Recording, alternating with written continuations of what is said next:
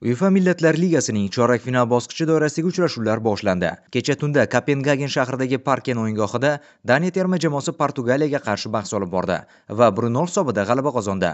Mazkur bahsdagi yagona golni Manchester United hujumchisi Rasmus Hojlund urdi. U ikkinchi bo'limda zaxiradan maydonga tushirildi va oradan 9 daqiqa o'tib Diego Costa darvozasini ishg'ol qildi hamda bu golni Cristiano Ronaldoning mashhur golni nishonlash uslubida nishonladi.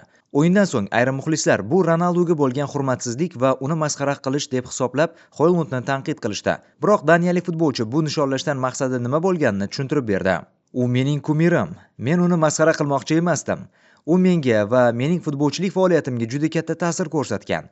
Uning jamoasiga gol urish men uchun juda ham muhim voqea. Har doim Ronaldo uslubida gol nishonlashni orzu qilganman, ayniqsa unga qarshi o'yinda. Bu kibrlanish emas, balki hurmat ifodasi. Meni Manchester Unitedning muxlisiga aylanishimga aynan u sababchi bo'lgan. Real va Juventusni ham aynan u tufayli kuzatganman.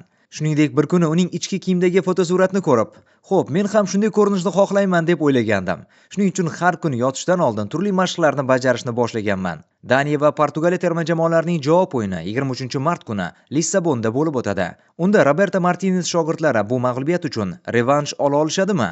O'z fikrlaringizni izohda yozib qoldiring.